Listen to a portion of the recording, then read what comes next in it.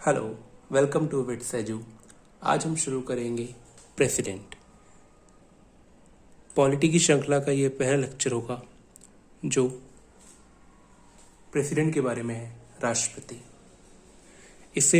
इस टॉपिक से इम्पोर्टेंट जो भी क्वेश्चन होंगे वो हम यहाँ डिस्कस करेंगे और जो भी कंसेप्चुअल चीज़ें होंगी वो भी यहाँ पर हम डिस्कस करेंगे, जो आपको हेल्प करेंगी आपके स्टेट लेवल एग्ज़ाम में या सेंट्रल लेवल एग्ज़ाम में, एसएससी या यूपीएससी, किसी भी एग्ज़ाम में। चलिए शुरू करते हैं। प्रेसिडेंट हिंदी में बोलते हैं राष्ट्रपति। अनुच्छेद 52 आर्टिकल 52 में बात की गई है प्रेसिडेंट के बारे में हमारे कॉन्स्टिट्यूशन में। और अगर हम पार्ट की बात करें तो पार्ट 5 में प्रेसिडेंट यूनियन एग्जीक्यूटिव के अंडर में आते हैं कॉन्स्टिट्यूशन के। अब यूनियन एग्जीक्यूटिव में कौन कौन से होते हैं? एक प्रेसिडेंट होते हैं, फिर vice president, prime minister, council of ministers और अटॉर्नी जनरल। सो ये प्रेसिडेंट जो है यूनियन एग्जीक्यूटिव का पार्ट है। आपको पता ही होगा प्रेसिडेंट जो होते हैं सुप्रीम कमांडर होते हैं सारी फोर्सेस के, अभी हम आगे वो डिस्कस करेंगे। और इंडिया के प्रथम नागरिक यानी कि फर्स्ट सिटीजन भी प्रेसिडेंट ही होते हैं। अगर मैं सेकंड सिटीजन की बात करूं तो वो कौन होंगे? वो उनकी वाइफ। प्रेसिडेंट की जो भी इस टाइम वाइफ हैं वो सेकंड सिटीजन रहते हैं। और ये हेड होते हैं स्टेट के, हेड ऑफ द स्टेट होते हैं। और ये होते हैं डिजोर हेड यानी कि नॉमिनल हेड। अब इसका मतलब क्या है ये समझते हैं। एक होता है डिजोर और एक होता है डिफेक्टो। डिफेक्टो का मीनिंग होता है इन रियल यानी कि रियल हेड, और डिजोर का मतलब होता है नॉमिनल, सिर्फ नाम मात्र के। आपको पता ही होगा हमारे देश में जो भी डिसीजन लिए जाते हैं वो प्राइम मिनिस्टर और काउंसिल ऑफ मिनिस्टर्स लेते हैं। उस पर सिग्नेचर अथॉरिटी जो होती है वो प्रेसिडेंट की होती है। सो वो एक नाम मात्र के हेड हैं, इसलिए इन्हें डिजोर हेड बोला गया है इंडिया में, इटली में, इन यूके में। लेकिन अमेरिका में जो होते हैं वो प्रेसिडेंट ही डिफेक्टो होते हैं, लेकिन इंडिया में जो प्रेसिडेंट होते हैं वो डिजोर होते हैं। प्रेसिडेंट की बात करें तो एक्ट करते हैं वो as a symbol of unity, एकता दिखाते हैं, इंटीग्रिटी, अखंडता और solidarity of the nation. Next देखते हैं आगे स्लाइड में क्या है। अब बात करते हैं प्रेसिडेंट का इलेक्शन कैसे होता है। प्रेसिडेंट का इलेक्शन के बारे में लिखा हुआ है आर्टिकल 54 में, हमारे इंडियन कॉन्स्टिट्यूशन के आर्टिकल 54 अनुच्छेद 54 में लिखा गया है कि राष्ट्रपति का निर्वाचन कैसे होगा। अब राष्ट्रपति का निर्वाचन डायरेक्ट नहीं होता। इलेक्शन के दो मेथड होते हैं, डायरेक्ट और इनडायरेक्ट। डायरेक्ट इलेक्शन वो होता है जिसमें जनता वोट देती है, जैसे एमपीज का हुआ, एमएलएस का हुआ, हमारे ग्राम प्रधान का हो जाता है, वार्ड के मेंबर्स का हो जाता है, तो उसमें हम डायरेक्ट वोट देते हैं। लेकिन आपने देखा होगा कभी भी हमने प्रेसिडेंट के लिए हम लोग वोट नहीं देते। तो प्रेसिडेंट का जो वोट होता है वो इनडायरेक्ट वोट होता है और उन्हें इलेक्ट किया जाता है एक इलेक्टोरल कॉलेज के द्वारा। अब प्रेसिडेंट कैसे इलेक्ट होंगे इसकी बात की गई है आर्टिकल 55 में, यानी कि मैनर ऑफ इलेक्शन। डिफरेंस समझिए, आर्टिकल 54 में दिया हुआ है प्रेसिडेंट का इलेक्शन होगा, किसी को भी प्रेसिडेंट नहीं बनाया जाएगा, पहले इलेक्शन किया जाएगा। और 55 में बताया गया है कि कैसे इलेक्शन होगा। तो अगर हम बात करें मोड ऑफ इलेक्शन क्या होता है, देखिए यहां लिखा है मोड ऑफ इलेक्शन होता है सिंगल ट्रांसफरेबल वोट। अभी सिंगल ट्रांसफरेबल वोट ये होता है कि जैसे हम लोग वोट देने जाते हैं तो सिंगल हम एक पर्सन के ऊपर वोट दे देते हैं, उसका जो मशीन होती है तो उसमें हम एक बटन दबा देते हैं और हमारा इलेक्शन वोट डल जाता है। लेकिन सिंगल ट्रांसफर वोट में क्या होता है, हम चॉइसेस देते हैं कि फर्स्ट नंबर पर हम इन्हें चाहते हैं, ए पर्सन को चाहते हैं वोट, सेकंड नंबर पर हम चाहते हैं कि ये बन जाए प्रेसिडेंट। सो जिसकी मेजॉरिटी होती है वो प्रेसिडेंट बन जाते हैं। जैसे अभी जो है हमारे प्रेसिडेंट है मिस्टर रामनाथ कोविंद।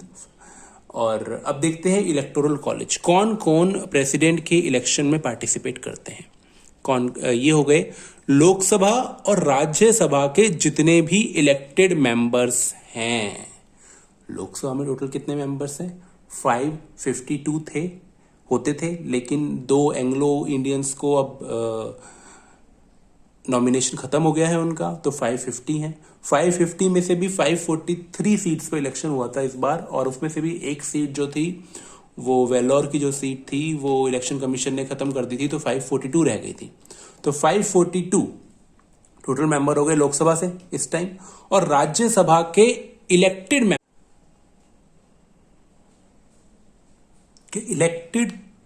238 होते हैं। 238।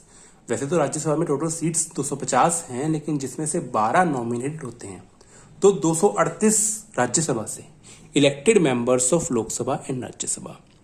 542 यहां से हो गए और राज्यसभा से हो गए 238। और क्या लिखा है, elected members of legislative assemblies, जो ये राज्य की विधानसभाएं होती हैं, और यूनियन टेरिटरीज, केंद्र शासित प्रदेशों की जो विधानसभाएं होती हैं, वहां से उनके भी इलेक्टेड मेंबर्स। आगे लिखा है नॉमिनेटेड मेंबर्स, जितने भी नामांकित मेंबर्स होते हैं वो पार्टिसिपेट नहीं करते हैं प्रेसिडेंट के इलेक्शन में। बड़ा इंपॉर्टेंट पॉइंट है, यूपीएससी में आपको 3 पॉइंट्स बना के दिए जाएंगे यूपीएससी के एग्जाम में, और आपसे पूछा जाएगा कौन से इसमें 2 ठीक है। आगे मोड ऑफ इलेक्शन मैंने को बता ही दिया, सिंगल ट्रांसफरेबल वोट होता है। डिस्प्यूट्स, अगर प्रेसिडेंट के इलेक्शन में कोई डिस्प्यूट्स अराइज होते हैं तो वो डिसाइड किए जाएंगे सुप्रीम कोर्ट के द्वारा, और उनका डिसीजन, सुप्रीम कोर्ट का डिसीजन फाइनल होगा। अब प्रेसिडेंट के इलेक्शन लड़ने के लिए सिक्योरिटी डिपॉजिट कितना दिया जाता है, वो जमा किया जाता है 15,000 रुपये, 15,000 रुपीज। और अगर सिक्योरिटी अमाउंट ये फॉरफिट हो जाएगा, यानी कि इसे जब्त कर लिया जाएगा अगर कैंडिडेट जो खड़ा हुआ है वो 1/6 वोट पाने में असफल हो जाता है, तो ये जो सिक्योरिटी अमाउंट है इसे जब्त कर लिया जाएगा। आगे लिखते हैं, टर्म, टेन्योर कितना होता है, अवधि कितनी होती है, अपने पद पर कितने समय के लिए रह सकते हैं। तो इंडिया में रह सकते हैं ये 5 ईयर्स के लिए, लेकिन यूएसए में 4 ईयर्स के लिए। एक बार का टर्म इनका यूएसए में 4 ईयर्स का होगा और इंडिया में 5 ईयर्स का होगा। इंडिया की बात करें तो इंडिया में एक पर्सन कितनी बार भी चाहे वो इलेक्शन लड़ सकता है, प्रेसिडेंट का उम्मीदवारी अपनी कायम रख सकता है, एनी नंबर ऑफ टाइम्स। किस आर्टिकल में कहा गया है ये, 57। 56 में बताया गया है कि इंडिया के राष्ट्रपति का जो टर्म होगा वो 5 ईयर्स का होगा, और आर्टिकल 57 बताया गया है कि वो कितनी बार भी इलेक्शन लड़ सकते हैं। बट ऐसा सेम केस यूएसए में नहीं है। यूएसए में एक इंसान सिर्फ 2 बार ही प्रेसिडेंट बन सकता है। आपने देखा भी होगा, ओबामा जी जो थे 2 साल के लिए प्रेसिडेंट रहे थे, 2 बार के लिए, 4 साल के 2 टर्म किए थे उन्होंने। अभी वहां के प्रेसिडेंट हैं जॉय बिडेन। आगे देखते हैं क्वालिफिकेशंस। प्रेसिडेंट बनने के लिए क्या क्या क्वालिफिकेशंस होनी चाहिए, ये आर्टिकल 58 में बताया गया है। क्या क्वालिफिकेशंस हैं, वो सिटीजन ऑफ इंडिया होने चाहिए। दूसरा, एज कितनी होनी चाहिए, 35 से ऊपर, कम से कम 35 साल की एज होनी चाहिए एक प्रेसिडेंट बनने के लिए किसी इंसान की। दूसरी चीज, ये बड़ी इंपॉर्टेंट लाइन है, election eligible for the election as a member of Lok Sabha. कोई भी इंसान जो प्रेसिडेंट पद के लिए उम्मीदवारी चाहता है या जो बनना चाहता है, वो एलिजिबल होना चाहिए लोकसभा का मेंबर बनने के लिए। यहां पर आपको यूपीएससी में लोकसभा की जगह राज्यसभा लिख के दे देंगे, नहीं, सिर्फ लोकसभा के लिए एलिजिबल होना चाहिए मेंबर। और दूसरा, ऑफिस ऑफ प्रॉफिट कोई नहीं होना चाहिए उनके पास। अब ऑफिस ऑफ प्रॉफिट क्या हो सकता है, उनके पास कोई भी गवर्नमेंट जॉब या ऐसी कोई संस्था के वो पार्ट नहीं होने चाहिए जिसमें गवर्नमेंट के शेयर हैं। और एक बात मैं बता दूं, अगर कोई एमपी है, एमएलए है, या कोई किसी स्टेट का गवर्नर है, तो वो ऑफिस ऑफ प्रॉफिट के अंडर में नहीं आता है, वो अपना उम्मीदवारी रख सकते हैं प्रेसिडेंट के लिए। ठीक है, तो कोई भी गवर्नमेंट ऑर्गेनाइजेशन जिसे गवर्नमेंट से फंड मिलता हो, फिर चाहे वो अर्ध सरकारी हो या कंप्लीट गवर्नमेंट हो, जो भी। नेक्स्ट देखते हैं, ओथ और अफर्मेशन, शपथ की बात हो रही है। शपथ की बात करी गई है आर्टिकल 60 में। क्या क्या इनकी ओथ्स होती हैं प्रेसिडेंट की, फेथफुली एग्जीक्यूट द ऑफिस, पूरी ईमानदारी निष्ठा से अपना ऑफिस संभालेंगे, प्रिजर्व करेंगे, प्रोटेक्ट करेंगे, डिफेंड करेंगे कॉन्स्टिट्यूशन को और लॉ को। तीसरा, डिवोट करेंगे अपने आप को किस में, सर्विस में और वेलबींग में पीपल ऑफ इंडिया के। इन्हें सीक्रेसी की ओथ नहीं दिलाई जाती है। सीक्रेसी की जो ओथ होती है वो काउंसिल ऑफ मिनिस्टर को दिलाई जाती है, आगे हम नेक्स्ट चैप्टर्स में पढ़ेंगे। अब बात करते हैं कि इनकी ओथ एडमिनिस्ट्रेड कौन कराता है, कौन इनको शपथ दिलवाता है। तो वो दिलवाते हैं चीफ जस्टिस ऑफ इंडिया। जो भी चीफ जस्टिस होंगे इंडिया के, वो इन्हें, प्रेसिडेंट जो भी बनेंगे उन्हें शपथ दिलाएंगे। दूसरा, अगर वो अवेलेबल नहीं है उस टाइम, तो जो भी सीनियर मोस्ट जज होंगे वो उनकी ओथ एडमिनिस्टर करेंगे। तीसरा पॉइंट आता है कि प्रेसिडेंट जो है अपना रेजिग्नेशन किसे देंगे। अगर उन्हें रिजाइन करना है तो वो रेजिग्नेशन देंगे अपना वाइस प्रेसिडेंट को, जो भी उस टाइम वाइस प्रेसिडेंट होंगे। नेक्स्ट देखते हैं इम्पीचमेंट। इम्पीचमेंट का मतलब होता है महाअभियोग। बहुत ही फ्रिक्वेंटली एग्जाम से पूछा जाता है कि राष्ट्रपति के महाअभियोग से संबंधित कौन सा अनुच्छेद है, या which article defines the impeachment of the president in our constitution. So answer will be article 61, अनुच्छेद 61। अब इम्पीचमेंट, महाअभियोग क्या मतलब? राष्ट्रपति को अपने पद से हटाना, पदच्युत करना, अगर एग्जैक्ट हिंदी में बोले तो। अब राष्ट्रपति को पद से हटाने की क्या क्या रीजंस हो सकते हैं, इस बारे में कॉन्स्टिट्यूशन में कुछ भी नहीं लिखा हुआ है। सिर्फ एक लाइन लिखी है और वो है violation of the constitution, constitution का वायलेशन करना। और इसके बाद इस लाइन की कोई भी डेफिनेशन कॉन्स्टिट्यूशन में नहीं दी हुई है। सो इतना ही है कि वायलेशन ऑफ द कॉन्स्टिट्यूशन। अब ये जो इम्पीचमेंट के चार्जेस होंगे वो कहां इनिशिएट हो सकते हैं, कहां शुरू हो सकते हैं? Either house of the parliament, फिर चाहे वो लोकसभा हो या राज्यसभा हो, कहीं से भी शुरू हो सकते हैं। लेकिन जो इनिशिएशन है, जो शुरुआत है, वो 1/4 मेंबर्स की सहमति से होना चाहिए। राज्यसभा के 1/4 मेंबर स्टार्ट कर दे या लोकसभा के 1/4 मेंबर स्टार्ट कर दे। अब अगर ये मोशन, ये इनिशिएशन स्टार्ट हो गया है तो 14 डेज का नोटिस दिया जाएगा प्रेसिडेंट को कि आपके खिलाफ इंपीचमेंट इनिशिएट किया गया है। फिर ये इनिशिएशन के बाद इसे दोनों हाउसेस से पास होना होगा, और वो भी 2/3 ऑफ मेजॉरिटी।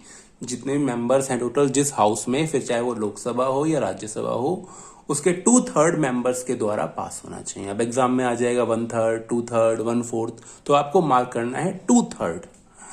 आगे देखते हैं, ये एक क्वासी जुडिशियल प्रोसीजर है, यानी कि एक अर्ध न्यायिक प्रोसीजर है। पूरे केसेस चल रहे हैं, पूरी डिबेट्स होंगी और आपका इसमें मेजॉरिटी वोटिंग होगी, तो इसीलिए इसे क्वासी जुडिशियल प्रोसीजर बोला गया है। पूरा न्यायिक भी नहीं है, लेकिन चलिए आगे देखते हैं। अब पार्टिसिपेट कौन करेगा इम्पीचमेंट में, महाअभियोग में कौन वोट देगा, कौन नहीं देगा, उसके बारे में बात करते हैं। अब देखो, ये लिखा है इलेक्टेड, निर्वाचित, और नॉमिनेटेड, नामांकित। निर्वाचित और नामांकित दोनों ही सदस्य कहां के? पार्लियामेंट के, मतलब लोकसभा और राज्यसभा के निर्वाचित और नामांकित दोनों ही सदस्य इम्पीचमेंट में भाग लेंगे। इलेक्शन में, जब इलेक्शन हो रहा था तब नॉमिनेटेड मेंबर पार्टिसिपेट नहीं कर रहे थे, लेकिन इम्पीचमेंट में कर रहे हैं। याद रखिएगा ये पॉइंट। आगे लिखा है, no members of the state legislative assemblies of state और यूटीज कैन पार्टिसिपेट। यानी कि विधानसभा, किसी राज्य की विधानसभा या किसी केंद्र शासित प्रदेश की विधानसभा के कोई भी मेंबर प्रेसिडेंट के इम्पीचमेंट में भाग नहीं लेते हैं। और अभी तक कोई भी प्रेसिडेंट इम्पीच नहीं किए गए हैं। आगे देखते हैं वैकेंसी। अब अगर राष्ट्रपति जी का टर्म पूरा हो जाता है, या फिर वो रेजिग्नेशन दे देते हैं, या उनकी आकस्मिक मृत्यु हो जाती है, तो उनकी एब्सेंस में प्रेसिडेंट का पदभार कौन संभालेगा? तो ये बताता है आर्टिकल नंबर 65, यानी कि अनुच्छेद 65। Vice president acts as president. जो वाइस प्रेसिडेंट होंगे वही प्रेसिडेंट का भार संभालेंगे। डॉक्टर जाकिर हुसैन प्रेसिडेंट थे इंडिया में, जो उनकी आकस्मिक निधन हो गया था वाइल इन सर्विस, तो उस टाइम भी चार्ज जो था वाइस प्रेसिडेंट नहीं संभाला था। आगे देखते हैं, अगर वाइस प्रेसिडेंट अवेलेबल नहीं है उस वैकेंसी के दौरान, तो जो भी सुप्रीम कोर्ट के सीनियर मोस्ट जज होंगे वो एज अ प्रेसिडेंट काम करेंगे। कब? जब वाइस प्रेसिडेंट के बाद सीजेआई यानी चीफ जस्टिस ऑफ इंडिया, और अगर वो भी अवेलेबल नहीं है तब सुप्रीम कोर्ट के सीनियर मोस्ट जज। और ऐसी कंडीशन में जो इलेक्शन होगा वो 6 महीने के अंदर इलेक्शन हो जाना चाहिए और नए राष्ट्रपति को चुन लिया जाना चाहिए। इसमें भी क्वेश्चन आता है कितने टाइम के अंदर इलेक्शन हो जाना चाहिए, 3 महीने, 4 महीने, 6 महीने, तो आंसर होना चाहिए 6 मंथ्स, 6 महीने। आगे देखते हैं अब प्रेसिडेंट की पावर्स क्या क्या होती हैं, क्या क्या शक्तियां होती हैं। टोटल जो है 7 तरह की पावर्स हैं। Executive power, legislative power, financial, judicial, diplomatic, military और इमरजेंसी पावर्स। सबको हम डिटेल में देखेंगे नेक्स्ट स्लाइड्स में। चलिए शुरू करते हैं। एग्जीक्यूटिव पावर्स क्या है। एग्जीक्यूटिव पावर्स में मेनली अपॉइंटमेंट्स की पावर आती है। हमारे प्रेसिडेंट जो है इंडिया में अपॉइंट करते हैं, किसे किसे अपॉइंट करते हैं, ये भी अच्छे क्वेश्चंस बनते हैं इस पॉइंट से भी। प्रेसिडेंट अपॉइंट करते हैं प्राइम मिनिस्टर को, बाकी जो मिनिस्टर्स बचे उन्हें, अटॉर्नी जनरल जो आर्टिकल 76 डेडिकेट किया गया है अटॉर्नी जनरल को, उन्हें अपॉइंट करते हैं president. Controller general of India, Bharat के महानियंत्रक और परीक्षा लेखक सीएजी को अपॉइंट करते हैं। चीफ इलेक्शन कमिश्नर, मुख्य चुनाव आयुक्त और दूसरे चुनाव आयुक्तों को। कितने हैं टोटल? अभी प्रेजेंट में इंडिया में एक इलेक्शन कमिश्नर होते हैं, चीफ इलेक्शन कमिश्नर, और 2 उनके इलेक्शन कमिश्नर्स होते हैं। और चेयरमैन और मेंबर यूपीएससी के। दूसरा, स्टेट, राज्यों के जो गवर्नर्स होते हैं उन्हें भी प्रेसिडेंट अपॉइंट करते हैं। फाइनेंस कमीशन, वित्त आयोग के चेयरमैन और मेंबर्स को भी प्रेसिडेंट अपॉइंट करते हैं। और इसके अलावा प्रेसिडेंट जो है एग्जीक्यूटिव पावर्स के अंडर में एडमिनिस्टर करते हैं यूटीज को, यानी कि यूनियन टेरिटरीज को। किसके थ्रू? लेफ्टिनेंट गवर्नर्स के थ्रू। जैसे दिल्ली में फिलहाल में अनिल बैजल जी हैं लेफ्टिनेंट गवर्नर, तो वो डायरेक्ट रिपोर्ट किसे करते हैं? प्रेसिडेंट को। आगे देखते हैं, वो किसी भी एरिया को स्केड्यूल्ड एरिया डिक्लेयर कर सकते हैं। प्रेसिडेंट के पास ये पावर होती है किसी एरिया को स्केड्यूल्ड एरिया अगर डिक्लेयर करना है तो। आगे देखते हैं लेजिस्लेटिव पावर्स क्या क्या होती हैं। अब लेजिस्लेटिव पावर्स में वो सारी पावर्स हैं जो इनकी पार्लियामेंट से रिलेटेड पावर है। पार्लियामेंट आपसे पूछा जाएगा पार्लियामेंट कैसे बनती है, तो पार्लियामेंट के 3 मुख्य अंग होते हैं, लोकसभा, राज्यसभा और प्रेसिडेंट। प्रेसिडेंट इसलिए होते हैं क्योंकि कोई भी बिल तब तक एक्ट या लॉ नहीं बनता जब तक उस बिल पर राष्ट्रपति के सिग्नेचर ना हो जाए, उनका एसेंट, उनकी सहमति ना मिल जाए। इसी वजह से राष्ट्रपति को भारतीय संसद का मुख्य अंग माना जाता है। लिखा भी है, इंटीग्रल पार्ट होता है पार्लियामेंट का प्रेसिडेंट। हर बिल जो भी पास होगा दोनों हाउसेस से पार्लियामेंट के, वो लॉ तभी बनेगा जब वो से प्रेसिडेंट का एसेंट मिल जाएगा। आगे देखते हैं, पार्लियामेंट की जो ज्वाइंट सिटिंग होगी, पार्लियामेंट की जो ज्वाइंट सिटिंग होगी, अगर किसी इशू पर कोई मतभेद है तो उसके लिए अगर ज्वाइंट सिटिंग बुलाने की जरूरत पड़ती है तो उसे जो समन करेंगे, जो बुलाएंगे, वो राष्ट्रपति जी बुलाएंगे। ऐसा लिखा गया है आर्टिकल 108 में, अनुच्छेद 108 में। आगे, लोकसभा को डिसॉल्व करने की, भंग करने की पावर भी राष्ट्रपति के पास होती है। राज्यसभा कभी भंग नहीं होता, वो एक परमानेंट हाउस है। लोकसभा हर 5 साल में भंग होती है, जब तक या फिर जब तक मेजॉरिटी पावर है, मेजॉरिटी का सपोर्ट है, तब तक चलती रहती है, अदरवाइज उसे डिसॉल्व कर दिया जाता है।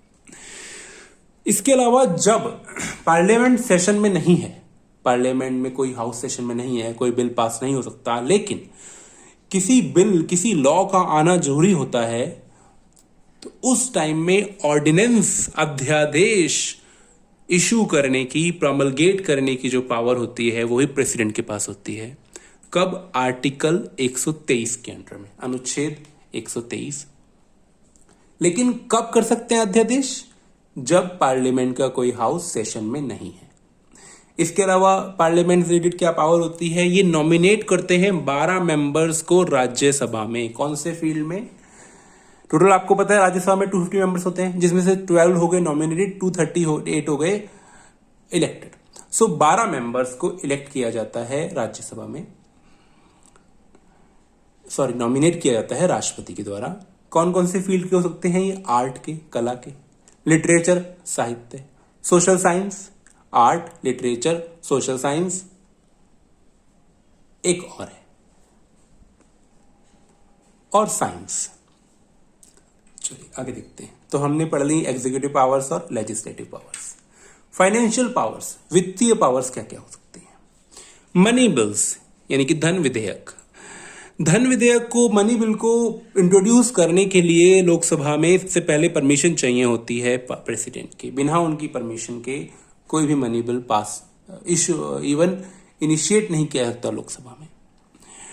एनुअल फाइनेंशियल स्टेटमेंट जिसे बोलते हैं बजट, उनके बिहाफ पर ही पार्लियामेंट में पेश किया जाता है। बजट या बजट को एनुअल फाइनेंशियल स्टेटमेंट बोलते हैं। आर्टिकल 112 अनुच्छेद 112 के अंडर में आता है। आगे लिखा है कोई भी अगर आकस्मिक एक्सपेंडिचर होना है, खर्चा होना है, कोई राष्ट्रीय आपदा आ गई, कोई राष्ट्रीय इमरजेंसी आ गई, उसमें से जो कंटिंजेंसी फंड जो होता है उसमें से अगर पैसा निकालना है तो ये पावर किसके पास होती है? प्रेसिडेंट के पास होती है। कॉन्स्टिट्यूट करते हैं प्रेसिडेंट फाइनेंस कमीशन, वित्त आयोग। हर 5 साल के लिए एक वित्त आयोग का गठन किया जाता है प्रेसिडेंट के द्वारा, और जिसका काम होता है रेवेन्यूज का डिस्ट्रीब्यूशन सेंटर और स्टेट में। आगे देखते हैं जुडिशियल पावर्स कौन कौन सी होती है, न्यायिक शक्तियां कौन कौन सी हैं।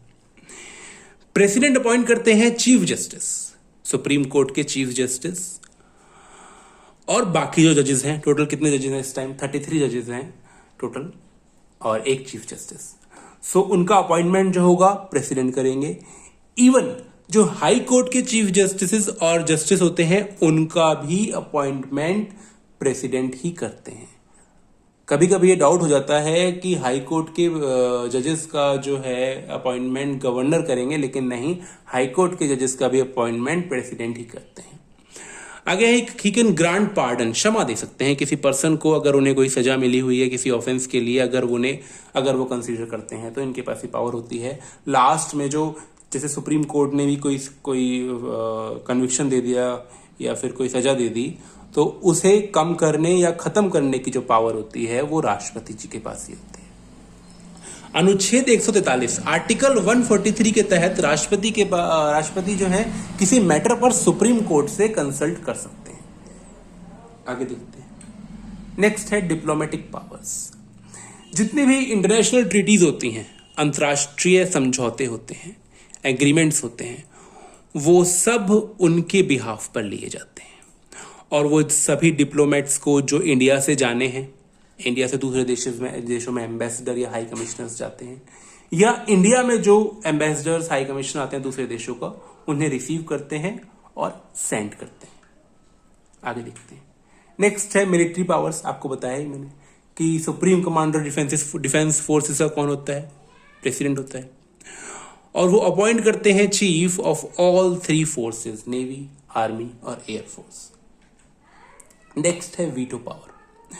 वीटो पावर क्या है, चलिए ये समझते हैं। प्रेसिडेंट के पास वीटो पावर होती है।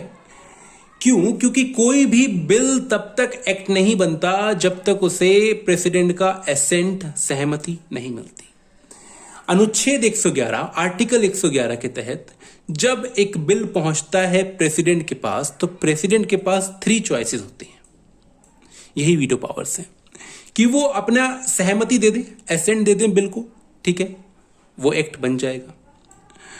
दूसरा, विदहोल्ड कर ले अपना एसेंट ना दे वो अपना। तीसरा, बिल को वापस कर दें कि इसे फिर से कंसीडर किया जाए। लेकिन कौन सी कंडीशन में वापस कर सकते हैं? जब वो मनी बिल नहीं हो, एक नॉर्मल बिल हो। तो ये इसकी वीटो पावर्स, प्रेसिडेंट जी की वीटो पावर्स हो गई। तो यहां हमने पढ़ा प्रेसिडेंट के बारे में जितने भी इंपॉर्टेंट टॉपिक्स हैं और क्या क्या उसके क्वेश्चंस बन सकते हैं बहुत डिटेल में। इसी श्रृंखला में जो आपका पॉलिटी में नेक्स्ट वीडियो आएगा वो अभी तक के जितने भी प्रेसिडेंट्स हैं उनकी डिटेल होगी, उनसे रिलेटेड इंपॉर्टेंट पॉइंट्स होंगे, उनके बारे में डिस्कस किया जाएगा। Thank you very much.